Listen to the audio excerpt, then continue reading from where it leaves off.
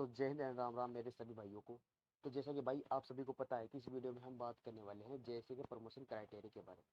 मतलब कि एक जेएसए है जो होता है एलडीसी, जिसे हम पहले एलडीसी बोलते थे, लेकिन आजकल इसका नाम चेंज करके इसके junior secretariat assistant, it means JSA इसको बोला जाता है।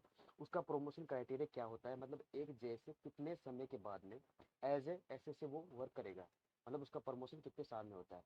तो भाई देखो, सबसे पहले मैं आपको ब्रीफली बताना चाहता हूँ कि जो जेएसए का प्रमोशन होता है वो दो तरीके से होता है। फर्स्ट प्रमोशन होता है भाई डायरेक्ट, एक टेन्योर पे होता है, मतलब इतने साल बाद में उसको उसके वर्क एक्सपीरियंस के अकॉर्डिंग उसका प्रमोशन हो जाएगा। और सेकंड होता है भाई लिमिटेड डिपार्टमेंटल एग्जामिनेशन, जिसे हम एलडीसीई बोलते हैं। तो इनके लिए क्या क्या एलिजिबिलिटी होनी चाहिए, क्या सर्विस पीरियड होना चाहिए, क्या टेन्योर होना चाहिए, तो इस वीडियो में हम बात करने वाले हैं। और बिल्कुल ये ऑथेंटिक पीडीएफ है जो कि ये हमारा जेएसए ने अपनी साइट पे 2 जून 2023 को पब्लिश की थी ये हमारे के बारे में। तो भाई देखो, बात करते हैं सबसे पहले जेएसए की। तो सबसे पहले बात करते हैं जेएसए की, जो कि लेवल 2 की एक जॉब है और उसका प्रमोशन डायरेक्ट होता है एसएसए में, it mean senior secretariat assistant. तो देखो ये रहा जेएसए, और देखो इसमें पूरी डिटेल बता रखी है कि 1480 अभी जेएसए इनको चाहिए, और हर एक स्कूल में 2 जेएसए होगा, यानी कि 740 स्कूल अभी ईएमआरएस की ऑन गोइंग है, बिल्कुल कंटिन्यू चल रही है।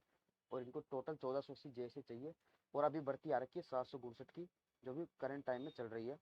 इट मीन्स अभी 700 के समथिंग और वैकेंसी आना बाकी है, जो कि अब आपको कब देखने को मिल सकती है ये कोई नहीं बता सकता। हो सकता है इस साल आ जाए, हो सकता है अगले साल आएगी, लेकिन आएगी जरूर, ये कन्फर्म है। और देखो, जो जैसे कि जो जॉब है वो लेवल 2 की जॉब है, जिसका ग्रेड भी 19,900 से लेकर 63,200 तक होता है। ये बेसिक चीज़ है। अच्छा, बात करते हैं इसके प्रोबेशन पीरियड की। तो देखो, प्रोबेशन पीरियड यानी 2 साल का इसका प्रोबेशन पीरियड होता है, मतलब 2 साल तक आप ऐसा ही रहते हैं, और इस प्रोबेशन पीरियड के दौरान आप अपना ट्रांसफ़र कहीं नहीं करवा सकते, मतलब 2 साल बाद में ही आप जहाँ मर्जी हो वहाँ ट्रांसफ़र आप करवा सकते हो। उसके लिए आप एलिजिबल हो सकते हो ट्रांसफ़र के लिए। अच्छा, अब बात करते हैं भाई इसके प्रमोशन के बारे में, कि जैसे जो प्रमोट होकर एसएस से बनेगा, it mean senior secretariat assistant, उसमें कितना क्या टेन्योर चाहिए, कितना क्या पीरियड उसको लग जाता है बनने में।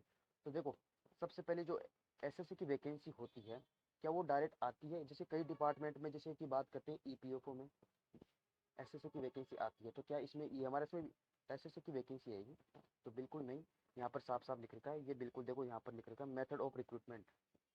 यहाँ पर देखो मेथड ऑफ रिक्रूटमेंट, इसमें ये लिख रखा है कि 50% बाई प्रमोशन और 50% बाई एलडीसी एग्जामिनेशन, जो लिमिटेड डिपार्टमेंट कॉम्पिटिटिव एग्जामिनेशन होती है। देखो, एसएससी कितनी वैकेंसी यहाँ पर सैंक्शन है, तो वो है 740, और हर एक स्कूल में एक एसएससी यहाँ पर होगा। बिल्कुल सही बात है। अब देखो, यानी कि 370 और 370, अब इस 370 को समझो। 370 तो बाई प्रमोशन और 370 एलडीसी के थ्रू यहाँ पर एसएससी बनेंगे। अब देखो, एक जो जेएसए होता है वो प्रमोट होकर एसएससी कितने वक्त में बनता है, एज ए प्रमोशन और एज ए एलडीसी एग्जाम के थ्रू। तो देखो, एज ए प्रमोशन उसको लगेंगे भाई 8 साल, यानी 8 साल में आप जेएसए से एसएसए बन जाओगे, जो कि लेवल 4 की जॉब है। और एसएसए को भाई यूडीसी यानी अपर डिवीजन क्लर्क भी बोला जाता है। इसका नया नाम है senior secretariat assistant, it means SSA. अच्छा, अगर कोई भाई लिमिटेड डिपार्टमेंटल कॉम्पिटिटिव एग्जाम के थ्रू बनना चाहे, तो भाई वो 5 साल के बाद में, अपनी रेगुलर सर्विस के 5 साल के बाद में इस एग्जाम के लिए एलिजिबल होता है, यानी ये एग्जाम दे सकता है। यानी अगर एलडीसी के थ्रू बनेगा तो 5 साल, और बाय प्रमोशन बनेगा तो 8 साल, वो ऐसे से बन जाएगा।